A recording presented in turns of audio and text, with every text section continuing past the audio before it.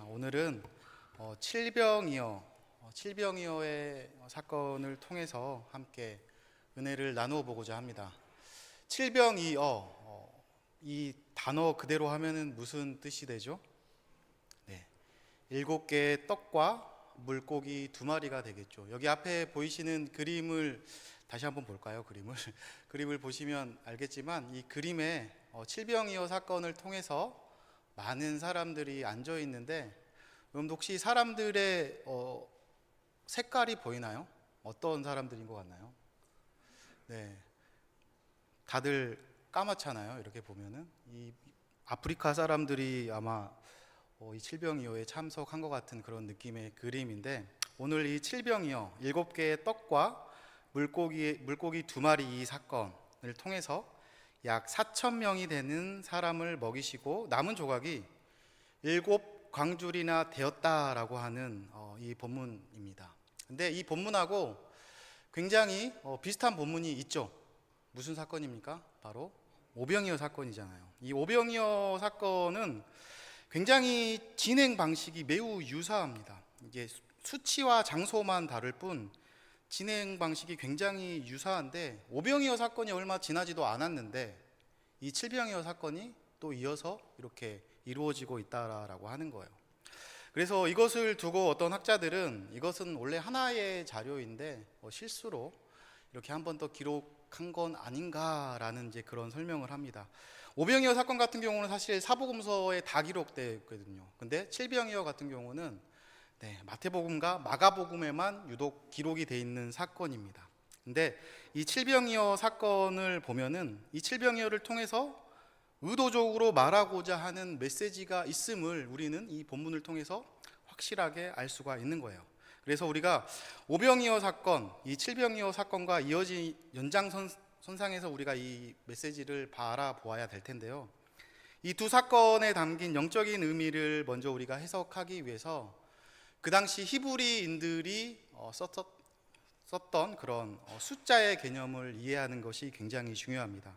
성경에는 많은 숫자가 등장을 하는데요, 이 숫자에 담긴 영적인 상징성을 연구하는 학문이 바로 수비학이다라고 하거든요. 그래서 이 수비학적인 관점으로 보면은 오늘 이 등장하는 숫자들의 어떠한 의미가 있는지 우리가 잘 알 수 있다라고 하는 거예요. 그래서 먼저 6장에 기록된 오병이어 사건은 말 그대로 오병이어는 떡 5개, 물고기 2마리로 5,000명을 먹이신 사건입니다.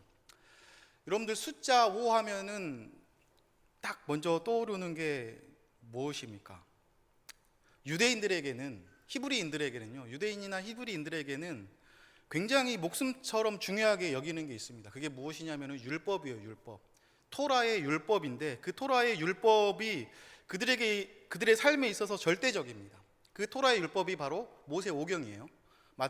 그 모세오경을 보면은 5권으로 되어 있잖아요. 그래서 제일 먼저 구약의 대표적인 책, 유대인들이 가장 신봉하는 책, 이 모세오경을 보면 알 수 있듯이 5라는 숫자는요, 유대인들을 상징하는 숫자가 되는 겁니다. 그리고 2라는 숫자는 어떤 숫자인가? 2라는 숫자는 증인의 숫자를 말하고 있거든요. 우리가 어떠한 증인을 설 때에 혼자서 설 수가 없잖아요. 2명 이상이 돼야지 증인을 설 수 있는데, 그렇게 2라는 숫자는 증인의 수를 말하고 있는 겁니다. 그리고 D를 이어서 이제 칠병이어의 사건이 등장을 하는데, 이 7이라는 숫자는 어떠한 숫자일까요? 하나님께서 성부, 성자, 성령 3이라는 숫자는 하나님을 상징하는 뜻으로 해석되기도 하고요. 그리고 4라는 숫자는 온 열방을 지칭하는 숫자이기도 한데, 그래서 3과 4가 더해져서 7이 성경에서는 완전 숫자로 해석을 하기도 합니다. 그리고 이제 오늘 성경에 쓰여진 이 7이라고 하는 숫자는 완전 숫자인 동시에 온 세상 사람들을 지칭하는 그런 표현으로, 상징적인 표현으로 그렇게 쓰이고 있는 거예요. 성경에 보면은 또 70이라는 숫자가 나오죠. 어떨 때 쓰입니까? 전도대를 만들어서 보낼 때 70명, 그 온 세계와 민족과 나라를 70으로 이해를 하고 전도대를 파송할 때도 둘씩 짝을 지어서 이렇게 보낸다라고 하는 거예요. 그래서 오늘 이 칠병이어 사건은 우리가 이 숫자를 통해서 유추할 수 있는 게 무엇이냐면요, 칠병이어의 대상은 오병이어 때처럼 유대인들이 아니라 이방인들에게 향해 있는 복음의 말씀이구나라고 하는 것을 우리가 여기서 눈치챌 수가 있는 거죠. 그래서 오병이어에 이어서 칠병이어 사건이 이렇게 이어지는 이유들이, 배치된 이유들이 여기에 있다라고 하는 거예요. 우리가 이 칠병이어 사건을 조금 더 잘 이해하기 위해서는 오병이어 사건을 다시 한번 기억해 볼 필요가 있습니다. 오병이어 사건의 의미를 가장 잘 설명한 복음서는 요한복음서입니다. 이 요한복음서에서는 오병이어 사건을 왜 일으켰느냐, 요한복음에서는 굉장히 표적들을 통해서 말하고자 하는 그런 본질들을 가르치고 있거든요. 표적들을 많이 드러내시는데 오병이어 사건도 가르치는 게 있다라고 하는 거예요. 상징적으로 오병이어 사건을 통해서 무엇을 말하고 있는가? 모든 사람은, 모든 인간은 반드시 어떻게 살 수 있다? 먹어야 살 수 있다라고 하는 거예요. 먹어야. 근데 단지 우리의 굶주린 배를 채우기 위해서 육적인 양식만 먹어야 사는 게 아니라 영적인 허기를 채우기 위한 영적인 양식도 먹어야 된다라고 말하고 있습니다.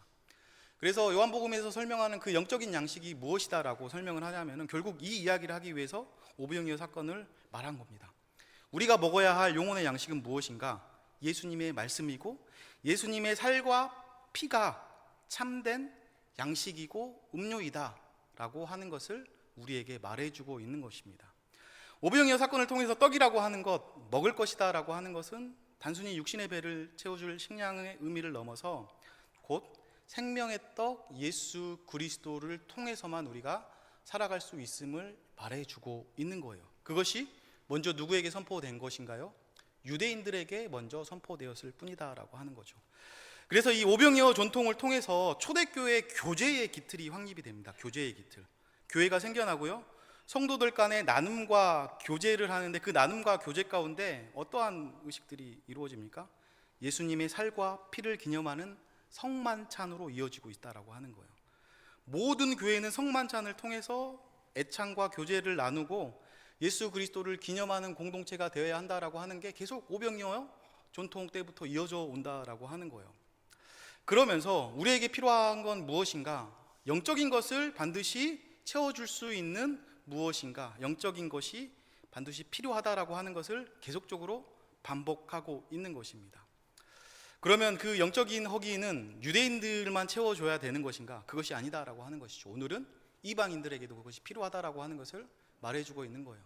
그래서 아모스 선지자, 구약의 아모스 선지자는요 이렇게 설명을 합니다. 인간에게 오는 모든 고통에 대해서 이렇게 말을 하고 있어요. 제가 한번 아모스서 8장 11절을 읽어드리도록 하겠습니다. 주 여호와의 말씀이니라. 보라, 날이 이를지라 내가 기근을 땅에 보내리니 양식이 없어 주림이 아니며 물이 없어 가람이 아니요 여호와의 말씀을 듣지 못할 기갈이라. 아모스 선지자가 어떻게 설명하냐면요, 인간에게 오는 모든 고통은 어디에서부터 시작이 되는가? 그것을 영적인 허기에서부터 시작이 된다라고 말하고 있는 거예요. 인간에게 오는 모든 고통은 다른 게 아니다라고 하는 겁니다.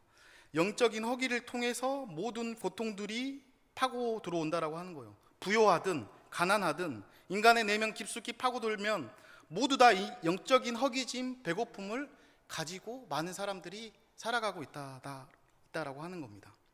그리고 오늘 본문에서 마가는요 이 영적인 허기에 대해서 조금 다르게 표현을 합니다. 마가는 이 영적인 허기에 대해서 어떻게 표현을 하느냐, 마가복음 8장 1절은 이렇게 말하고 있는 거예요. 그 무렵에 또 큰 무리가 있어 먹을 것이 없는지다 라고 하고 있습니다. 영적인 허기를 조금 바꿔서 표현합니다. 어떻게 해요? 먹을 것이 없는지다 라고 말하고 있는 겁니다. 예수님께서 그 무렵에 큰 무리를 보셨습니다. 그리고 그 큰 무리가 있는데 그 큰 무리 가운데 먹을 것이 없음을 보셨다라고 하는 거예요. 그 무리에게 무엇이 없음을 발견하신 거냐면은 그들에게 영적인 허기가 있구나라고 하는 것을 발견하셨다라고 하는 겁니다. 예수님께서 그것을 발견하시고 그럼 어떻게 하셨을까요? 예수님께서 가만히 있지 않으셨겠죠. 그래서 예수님께서 그 영적인 허기를 느끼고 있는 사람들을 보면서 예수님의 마음을 잘 나타내고 있는 구절이 바로 8장 2절의 말씀입니다. 8장 2절의 말씀은 이렇게 말하고 있어요. 내가 무리를 불쌍히 여긴다라고 말하고 있습니다. 예수님의 마음을 드러내고 있는 거예요. 그 큰 무리가 영적인 허기 가운데 있는데 그들을 보면서 예수님께서 불쌍히 여기더라라고 하는 겁니다. 근데 예수님이 그들을 불쌍히 여긴다라고 하는 그 표현이 뭐 단순히 그들이 뭐 조금 불쌍하게 여겨지는구나라고 하는 그런 정도의 표현이 아니다라고 하는 거예요. 어느 정도 뭐 동종의 표현이 아니라 그것을 그 의미를 떠나서 예수님이 어느 정도 그들을 불쌍히 여기셨을까? 이 불쌍히 여기다라고 하는 원문의 표현을 우리가 살펴보면요, 이 불쌍히 여기다라고 하는 원문은 헬라어로 스플랑크 조마이다라고 하는 뜻입니다. 이 뜻의 본래 뜻은 이거예요. 단장의 아픔. 단장의 아픔이 무엇이냐면은 창자가 끊어져 나가는 듯한 아픔을 말하고 있는 겁니다. 인간에게 올 수 있는 극한의 아픔을 표현하고 있는 겁니다. 그러니까 예수님이 그들을 보시고 얼만큼 아파하셨는가, 자신의 창자가 뒤틀릴 만큼, 끊어질 만큼 창자가 아파오더라라고 하는 거예요. 그 허기짐을 보고 참을 수가 없을 만큼 예수님은 아파오셨다라고 하는 겁니다. 근데 이 스플랑크 조마이, 이 불쌍히 여기다, 이 아픔에서, 이 예수님의 긍휼히 여기심에서 모든 하나님의 구원의 역사가 시작되었다라고 하는 것을 우리는 성경을 통해서 알 수가 있다라고 하는 겁니다. 마태복음의 산상복음에 보면은 이렇게 말하고 있잖아요. 애통하는 자가 복이 있다라고 하는데, 여기서 말한 애통이 이 불쌍히 여긴다라고 하는 표현과 굉장히 연관성이 있게 연결되어 있다라고 하는 거예요. 육신의 몸을 입고 오신 예수님께서 어떠한 마음으로요? 불쌍히 여기는 마음으로 많은 사람들을 살리는 구원의 사역을 시작하셨다라고 말하고 있습니다. 그리고 예수님이 흩어져 있는 그 무리를 보시고, 진리를 알지 못한 채 죽어가는 그 무리를 보시고 그들을 불쌍히 여기시고 창자가 끊어지는 고통을 경험하실 만큼 그들을 바라보셨다라고 하는 거예요. 근데 오늘 2절 말씀에 또 한 가지의 중요한 단어가 하나가 더 나오는데, 예수님이 그들의 무리를 불쌍히 여겼던 그때가 언제였는가? 그때를 뭐라고 말하고 있냐면요, 그들이 나와 함께 있은 지 사흘이 지난 때다라고 말하고 있습니다. 사흘. 제가 서두에 말씀드렸다시피 마가는 숫자를 통해서 영적인 상징성을 부여하는 사람이다라고 했죠. 그래서 성경에서 사흘이다라고 하는 표현이 굉장히 상징적으로 쓰이는 부분들이 많거든요. 구약 성경에 보면은 믿음의 조상이다라고 하는 아브라함의 인생에서 가장 슬픈 날이 있었습니다. 아브라함의 인생에서 언제가 가장 슬펐냐면, 아브라함이 자신의 생명보다 더 귀한 아들 이삭을, 그 100세 때 얻은 아들 이삭을 모리아 산으로 가지고 갑니다. 제물로 드리기 위해서. 마음이 완전히 무너져 있었겠죠. 아브라함의 인생 중에 가장 고통스러운 시간이었을 거예요. 그 모리아 산으로 제물을 가지고, 자기 아들을 가지고 갔던 그때가. 근데 성경에서 그때를 뭐라고 말하고 있냐면요, 사흘길이었더라 라고 말하고 있어요. 사흘길. 고통의 시간을 말하고 있는 겁니다. 또요, 대표적인 예로 예수님께서 십자가에 못 박히시고 무덤 속에 사흘 동안 계셨어요. 죽음을 사흘 동안 경험하고 있었다라고 하는 겁니다. 이처럼 사흘이다라고 하는 시간은 절망이 극한의 시간을 성경에서는 표현하고 있는 거예요. 물론 다른 한편으로는 절망의 시간이 끝나고 다시금 새롭게 희망이 찾아오는 시간을 의미하기도 합니다. 근데 어찌됐던가 오늘 예수님 앞에 있었던 그 사람들이 며칠을 굶었느냐? 사흘을 굶었다라고 하는 겁니다. 사흘. 굉장히 허기져 있었다라고 하는 거예요. 그 먹을 것이 없는 그 상태, 그 민망한 마음을 가지고 예수님의 시선이 계속적으로 그들에게 향하기 시작하는 겁니다. 그래서 오늘 3절은 이렇게 말해요. 뭐라고 말합니까?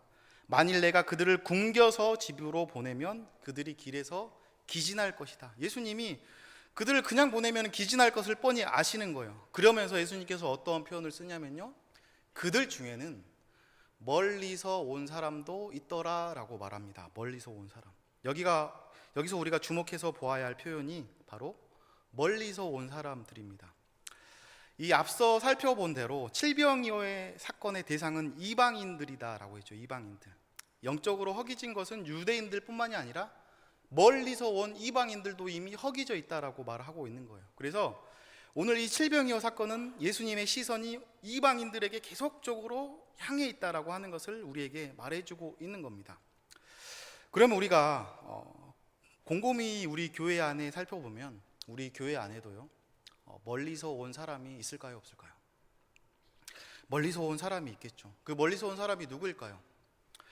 다른 나라 국적을 가지고 온 외국인들을 의미할 수도 있습니다. 물론 그렇죠. 그리고 우리 교회에 처음 나온 새신자가 멀리 온 사람이다라고 할 수 있습니다. 근데 오늘은 그것보다 지금 현 시대 우리 교회에게 주는 그 의미를 저는 이렇게 말하고 싶어요. 우리가 교회 가운데 교회 생활을 하면서 우리 마음속에 멀찍이 구분시켜 놓은 사람들이 있거든요. 내 마음 가운데 구분시켜 놓은 사람들, 이 사람은 내 편, 저 사람은 나의 편이 아닌 사람들이 있다라고 하는 겁니다. 그 구분된 사람이 교회 안에서 멀리서 온 사람이 될 수 있다라고 하는 거예요.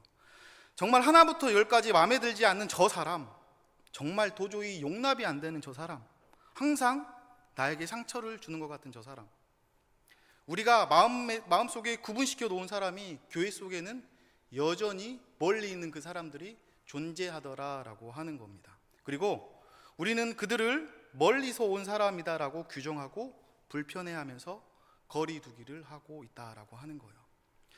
그래서 오늘 예수님은 그 교회 안에 있는 그 사람들에게 자꾸 시선을 돌리는 겁니다. 그들을 자꾸 바라보시는 거예요. 오병이어와 칠병이어가 확연히 다르게 구분되는 점은 바로 이 지점입니다. 오병이어의 사건은 제자들의 시선으로 어떠한 사건들이 풀려져 나가는데, 이 칠병이어 같은 경우는요, 예수님이 자꾸 예수님의 시선을 보여주는 겁니다. 누구에게 향하는? 이방인들에게 향하는 예수님의 시선을 자꾸 보여주고 있는 겁니다. 그리고 이 칠병이어 사건을 통해서 예수님께서 그 이방인들을 계속 주목해서 바라보고 있으니까요, 제자들이 그걸 어떻게 생각할까요? 오늘 성경에 나오는 제자들이 마음이 굉장히 불편합니다. 나는 내 인생의 모든 걸 걸고 예수님을 쫓아가고 있는 제자들인데 예수님이 자기들을 봐주지 않는 겁니다. 자기들을 보지 않고 자꾸 이방인들만 보고 있는 거예요. 그래서 예수님이 그 편향된 제자들의 시선을 돌리기 위해서 제자들에게 오늘 계속적으로 화두를 던지시거든요. 제자들아, 내 시선이 어디 있는지 아냐? 저기 멀리 온 사람들에게 있다라고 말씀을 하시는 거예요. 그래서 예수님께서 이 칠병이어 사건을 예수님 혼자 다 풀어 가시겠다라고 하는 게 아니라, 예수님께서는 이 칠병이어 사건을 어떻게 풀어 가시는가? 제자들을 통해서 풀어 가시려고 하는 겁니다. 혼자서 충분히 하실 수 있는데 제자들을 통해서, 바꿔서 말하면 무슨 말이 되냐면은, 예수님은 칠병이어 사건을 공동체를 통해서 풀어 가시고자 라고 하시는 거예요. 예수님이 그냥 허기진 사람 먹이셔도 되잖아요. 근데 예수님이 자신의 아픈 마음을 노골적으로 계속 드러냅니다. 제자들에게. 내 마음이 지금 창자가 끊어질 듯이 아파. 저 큰 무리를 보니까, 저 이방인들을 보니까 계속 표현하시는 거예요. 그러자 제자들이 어떻게 대답을 합니까? 어떻게 대답을 하냐면 11절에 제자들의 거기에 대한 반응이 나옵니다. 이렇게 말하죠. 제자들이 대답하되 이 광야에서 어디서 떡을 얻어 이 사람들로 배부르게 할 수 있으니까? 라고 말합니다. 이 말투가 어떠한 말투냐면 굉장히 짜증나 있는 말투입니다. 굉장히 부정적인 말투예요. 이 광야에서 어떻게 떡을 얻어서 저들을 먹일 수 있습니까? 우리 관심 없어요. 뭐 이런 표현이다라고 하는 겁니다. 예수님이 그러자 포기하지 않으시고요, 다시금 제자들에게 화두를 던지십니다. 이 문제를 해결할 수 있는 키를 계속 제자들에게 던져주는 거예요. 실마리를 주는 거예요. 12절은 이렇게 말합니다. 예수께서 물으시되 너희에게 떡이 몇 개가 있느냐? 이르되 7이로소이다 하거늘이다 라고 합니다. 여기서 우리가 무엇을 생각할 수 있을까요? 사실 제자들은요, 오병이어 사건을 경험한 자들입니다. 오병이어 사건을 경험한 지 시간이 얼마 지나지 않았어요. 오병이어 사건을 경험하고 놀라운 일들이 벌어졌잖아요. 물고기 2마리야, 보리떡 5개로 수천 명의 사람들이 먹은 그 기적을 보았는데, 그 정도 되면은 제자들이 이쯤 되면은 믿음의 고백을 해야 되는 게 맞죠. 아, 예수님이 우리와 함께 또 이들을 먹여줄 수 있겠구나. 근데 그 생각이 이미 다 사라져 버린 거예요. 그 관심이 하나도 없는 겁니다. 이방인들이 전혀 눈에 들어오지 않는 거예요. 그 이적을 방금 경험하고 나서도. 그래서 예수님께서 그들에게 물으시는 거예요. 너희들에게 지금 떡이 몇 개가 있느냐? 라고 했을 때 그들이 뭐라고 대답하냐면요, 7이로소이다 라고 말하고 있는 거예요. 7이라는 숫자를 말하고 있는 겁니다.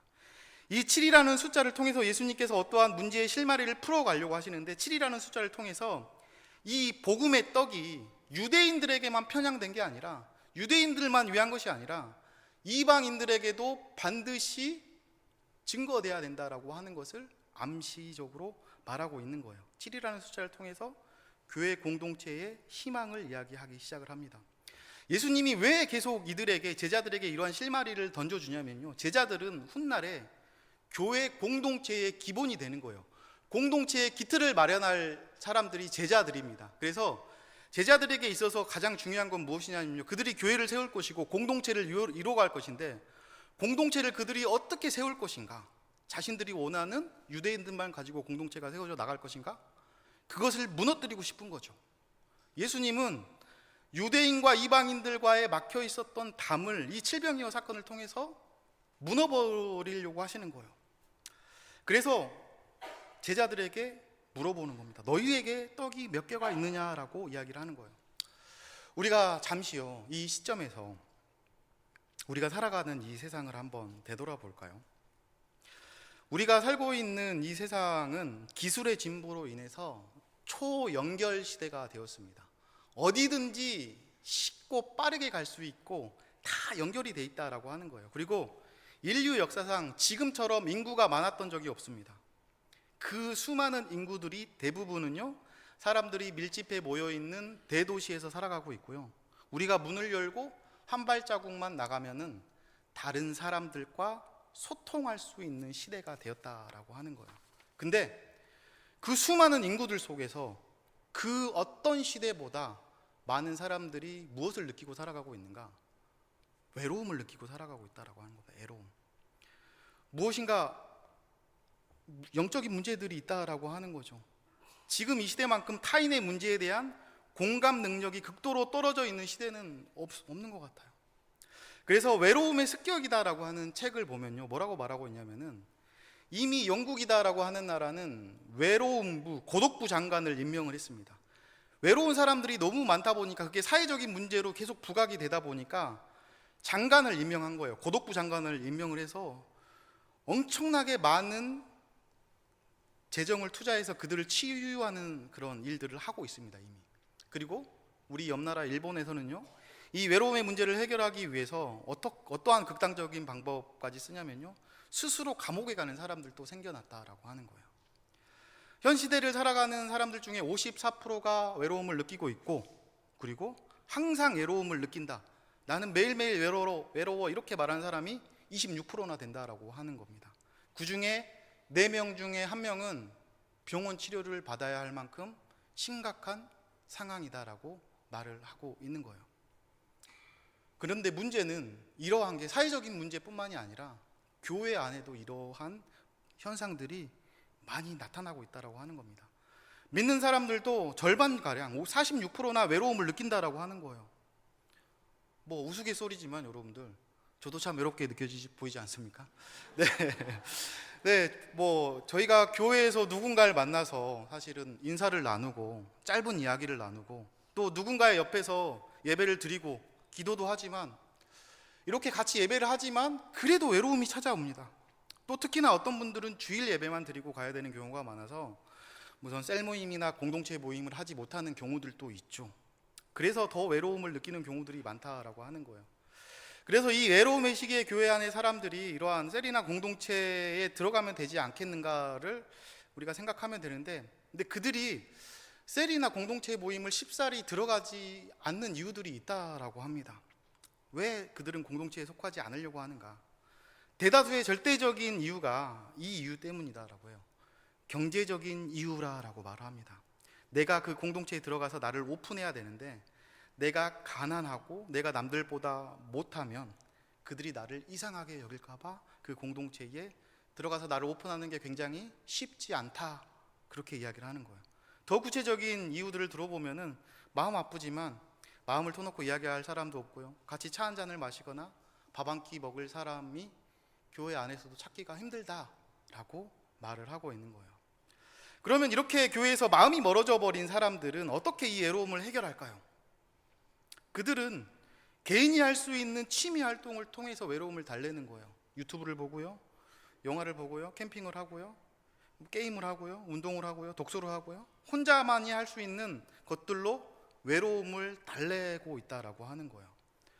근데 이렇게 외로움을 해소하기 위해서 개인적인 취미에 집중하다 보면 무슨 일이 생겨나게 되냐면은, 그들이 크리스천임에도 불구하고 교회의 결속력은 계속적으로 약해져 갈 수밖에 없다라고 하는 거예요. 우리가 오늘 이 칠병이어 사건을 통해서 기대할 수 있는 공동체의 모습이 있다라고 한다면 그것은 무엇일까요? 우리는 기억해야 됩니다. 예수님의 창자가 끊어질 듯한 애통함으로 불쌍히 여김을 받아 구원받은 천국 백성들이 모여 있는 곳이 이곳 교회 공동체다라고 하는 거예요. 이 교회 안에 있는 사람들은 모두 다 불쌍히 여김을 받아 하나님의 백성이 된 사람들이고, 그 사람들이 바로 거룩한 무리가 되어서 성도가 되었고 교회가 되었습니다. 그리고 오늘도 그 무리가 함께 모여서 주일이기 때문에 예배를 드리고 있잖아요. 우리가 오늘 예배를 드리면서 무엇을 고백했습니까? 예배를 드릴 때마다 우리는 무엇을 고백합니까? 사도신경을 고백합니다. 우리가 예배 때마다 한 목소리로 사도신경을 고백하는 이유가 무엇일까요? 사도신경을 통해서 우리가 믿고 있는 공통의 신앙의 고백을 하나님께 올려드리는 겁니다. 무엇을 믿는다고 공통으로 고백합니까? 전능하신 창조주 하나님을 믿습니다 라고 같이 고백하는 거예요. 우리 주 예수 그리스도를 믿습니다라고 함께 고백하는 겁니다. 우리는 성령님의 교통하심을 믿습니다 라고 고백하면서 우리는 성삼위 하나님에 대한 고백을 함께 하고 있는 겁니다.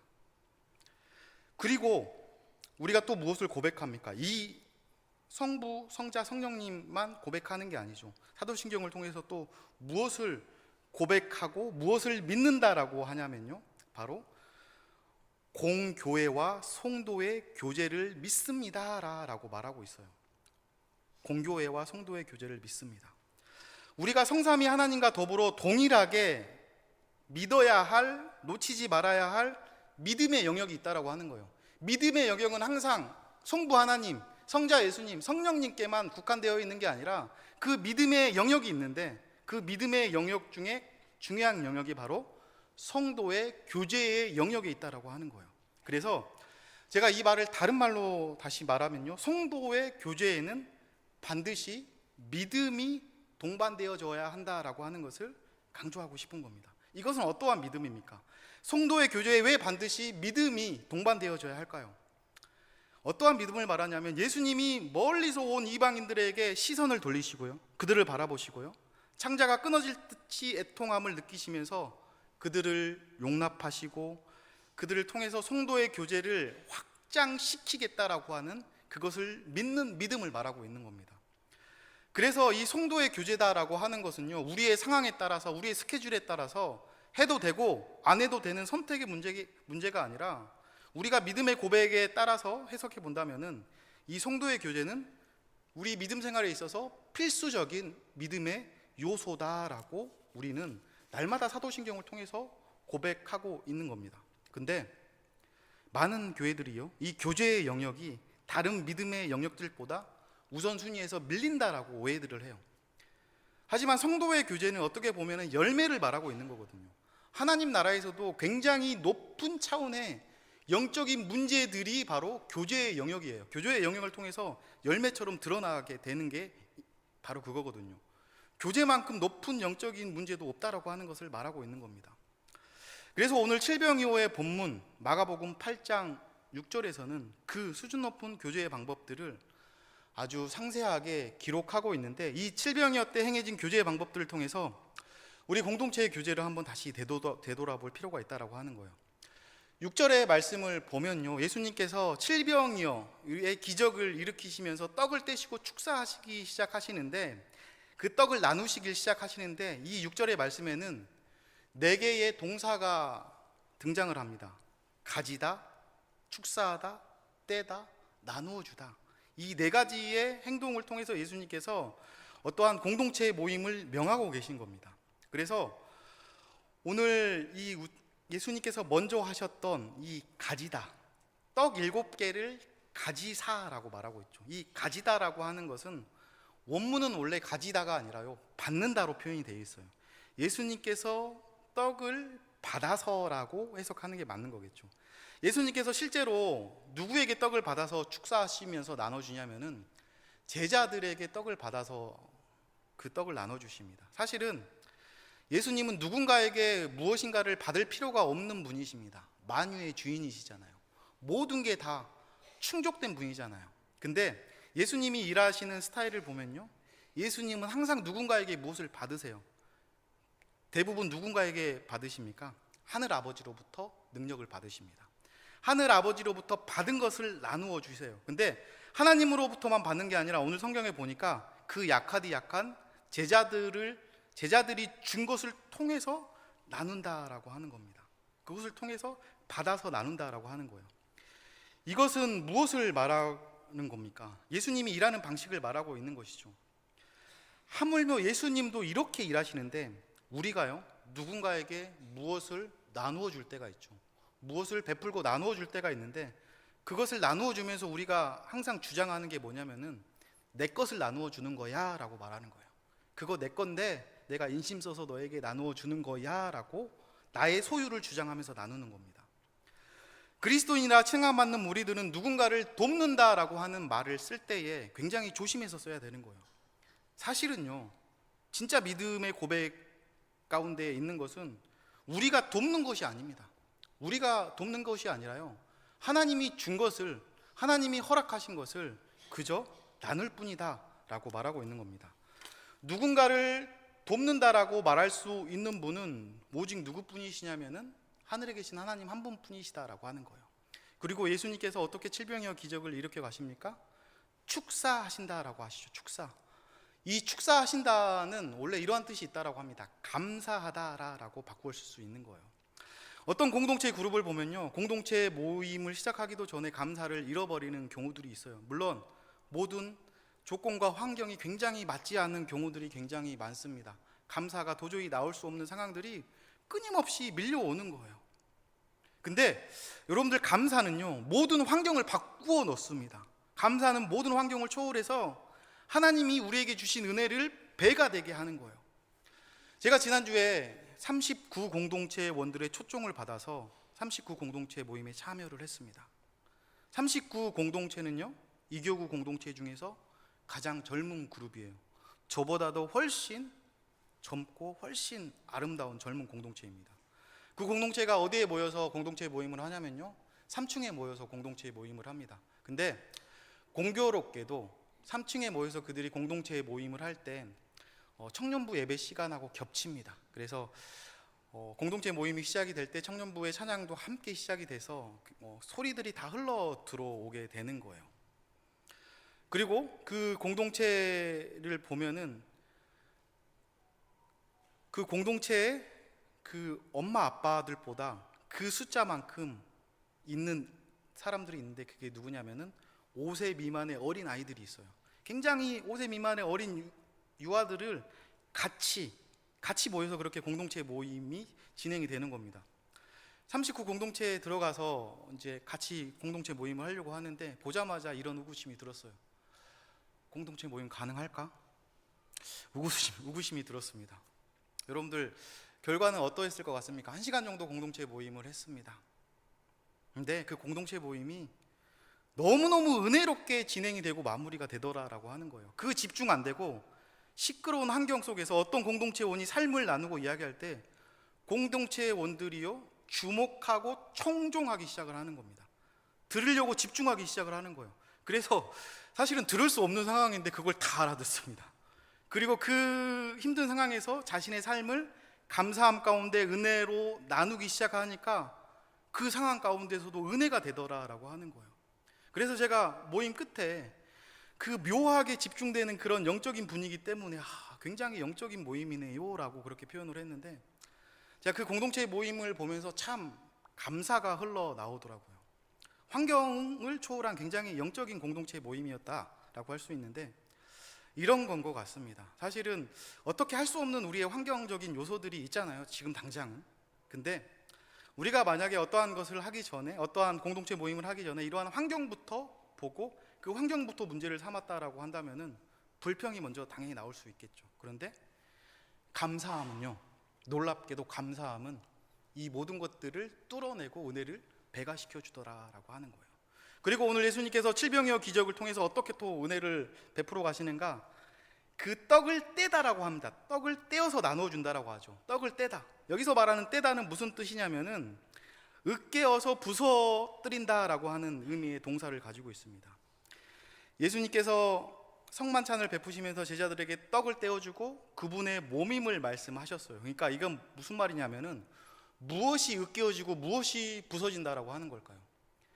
예수님의 몸이 후에 으깨어지고 부서진다라고 하는 거예요. 예수 그리스도의 십자가의 고난과 순환을 상징적으로 이야기하고 있는 겁니다. 그리고 그 십자가의 은혜로 인해서 이 공동체의 모임이 유지될 수 있음을 상징적으로 표현하고 있는 겁니다. 이것은 이 떼다라고 하는 표현은요, 공동체 모임의 본질을 설명하고 있는 거예요. 우리 이 공동체 모임의 본질은 무엇인가? 으깨어져 버리고 부서져 버린 예수 그리스도의 십자가를 기념하기 위해서 모인다라고 하는 겁니다. 그 확실한 본질의 목표가 없으면은, 사라지게 되면은 그 공동체의 모임은요, 세상 모임과 다를 바가 없다라고 하는 거예요. 로타리 클럽이나 사교 클럽과 우리 모임이 달라야 하는 이유를 말해주고 있는 겁니다. 그리고 마지막 네 번째는 뭐라고 말합니까? 나누어 주라라고 말하고 있죠. 나누어 주라. 여기서는 무엇을 나누어 주라라고 말하고 있는 걸까요? 우리가 이 나눔을 통해서 무엇을 나누어야 하는 걸까요? 그것은 바로 그리스도의 죽음으로 얻은 구원의 은혜, 곧 복음을 전하는 그 본질을 나누며 전하라라고 하는 겁니다. 그래서 공동체 모임이 세상 이야기가 핵심이 되어서는 안 된다라고 하는 거예요. 간증이라는 미명하에 나의 자랑이 핵심이 되어서도 안 되고요. 단순히 우리의 취미와 관심사가 핵심이 되어서도 안 된다. 우리는 교제를 통해서 무엇을 나누어줘야 되는가? 예수 그리스도께 받은 그 사랑과 복음과 은혜를 나누어줘야 된다 라고 하는 겁니다. 이제 제가 말씀을 정리하고 마치고자 하는데요, 사실 교회에는 다양한 출신, 다양한 학력을 가진 사람들이 모여 있습니다. 경제력도 다르고 가족의 구성원도 다르고 지역도 다르고 많은 것이 다 다른 사람들이 모여 있는 거예요. 이 사람들을 쉽게 용납하고 받아들이고 함께 할 수 있는 게 결코 쉬운 일이 아니다라고 하는 겁니다. 오늘 복음서의 누가복음의 17장을 보면요, 나병 환자 이야기가 나와요. 나병 환자 10명을 고쳐주신 사건이 등장을 합니다. 예수님이 사마리아와 갈릴리 사이에 이방 땅을 지나가시다가 한 마을에 가니까 한 마을에 나병 환자 10명이 있었다라고 하는 거예요. 그 나병 환자를 예수님께서 어떻게 해주십니까? 고쳐주십니다. 예수님께서 그 나병 환자를 10명 다 고쳐주시는데, 잘 알다시피 그 고침을 받았던 사람 중에 한 명만이 예수님께 와서 영광을 돌렸다라고 말을 하고 있어요. 이에 예수님이 누가복음 17장 18절에서 이렇게 말씀하십니다. 이게 굉장히 중요한 표현이기 때문에 제가 여러분들에게 한번 읽어드리도록 하겠습니다. 이 이방인 외에는 하나님께 영광을 돌리러 돌아온 자가 없느냐 하시고라라고 말하고 있습니다. 오늘은 사실은 이 본문이 아니기 때문에 문둥병자가 영광을 돌렸다에 초점을 두고 이 이야기를 하려고 하는 게 아니라요, 이방인이다라고 하는 단어를 여러분들에게 좀 강조를 하려고 합니다. 예수님이 그 한 명, 10명을 다 고쳐주셨는데 한 명이 와서 예수님께 영광을 돌렸다라고 해요. 근데 그 한 명은 누구였냐면은 이방인입니다. 이방인. 그 이방인이 예수님께 와서 영광을 돌렸다라고 하는 거예요. 그러면 그 이방인이 어떤 사람이었을까? 어떤 나라 사람이었을까요? 사마리아 사람을 말하고 있습니다.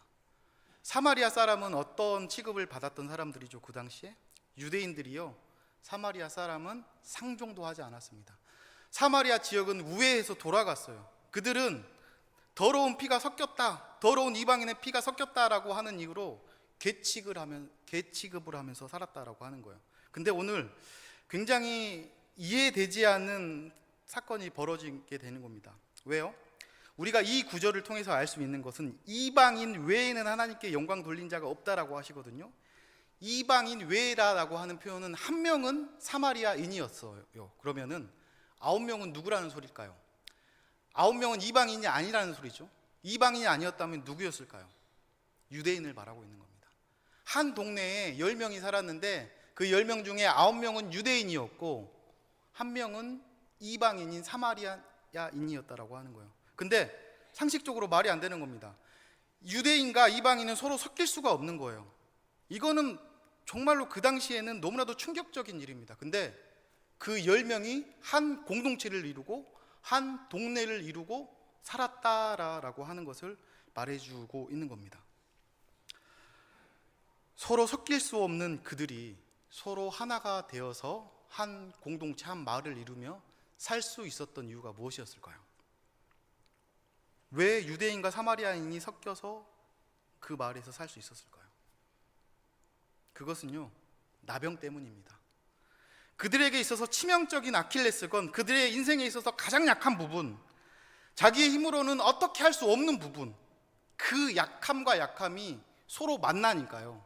그 약함과 약함이 서로 만나니까 인간 취급도 해주지 않던 사마리아 사람과 유대인이 서로 하나가 돼서 공동체를 이루면서 살아갈 수 있었다라고 말을 하고 있는 거예요.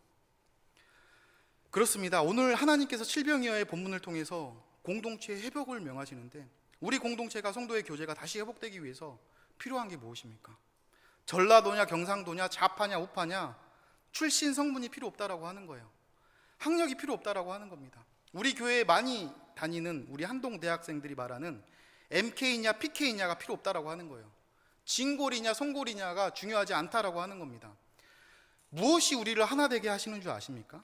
무엇이 우리를 하나 되게 하는 거냐면은, 우리가 죄인 되었다라고 하는 고백이 우리 교회를 하나 되게 한다라고 하는 거예요. 내 자랑이 우리를 하나 되게 하는 게 아니라, 내 출신 소문이 우리를 하나 되게 하는 게 아니라, 내가 죄인입니다, 내가 나병 환자처럼 연약한 죄인입니다라고 하는 고백이 우리 교회를 하나 되게 하더라라고 하는 겁니다. 그래서 이 나병 환자로서 그 마을의 공동체를 이루고 있었던 것처럼 우리를 하나 되고 하나 되게 하는 것은 우리가 죄인 되었다라고 하는 그 고백뿐임을 믿으시길 바랍니다. 이 고백이 우리 가운데 흘러나오면요, 공동체의 모임이 훨씬 더 수월해질 수 있는 거예요. 편견이 사라질 수밖에 없는 거고요. 다시 말씀드립니다. 우리 교회가, 성도의 교제가 회복되고 치유가 일어나기 위해서 품어야 할 것이 있습니다. 직분도 아니고 경제력도 아닙니다. 내가 누구 앞에서요? 하나님 앞에서, 예수님 앞에서 죄인입니다. 내가 그 죄인된 그 마음이 내 앞에서 회복이 되어야지 우리 교회 성도의 교제가 아름답게 일어나게 될 줄 믿습니다. 그래서 오늘 마지막으로 옆에 있는 성도님들과 함께 이 고백을 하며 말씀을 마치면 좋겠습니다. 우리 여기 앞에 나와 있는 우리 성도의 정체성은 무엇인가, 이 고백인데, 우리 다 같이 한번 이 말씀을 읽으면서 고백하며 말씀을 마칩니다. 읽습니다.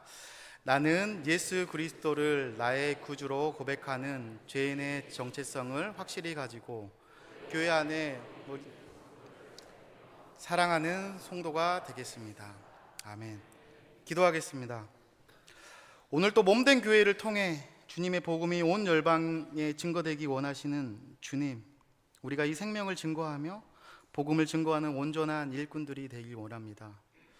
주님, 우리가 특별히 주님 허락하시는 애통한 마음을 가지고 눈을 열어 멀리서 온 사람들, 멀리서 온 자들을 바라보게 하여 주시옵소서. 우리의 교만으로 구분시켜 놓은 그 멀리 있는 사람들을 바라보게 하여 주시옵소서. 예수님이 우리를 위하여 몸과 살을 찢어 하나 되게 하신 것처럼 우리도 멀리서 온 그들을 사랑으로 용납하고 보배로운 그리스도의 피로 온 열방이 하나 되게 되는 그날까지 그들과 함께 교제하며 주님께서 세워가실 그 공동체가 되게 하여 주시옵소서. 감사를 드리며 이 모든 말씀 우리 주 예수 그리스도의 이름으로 기도합니다. 아멘.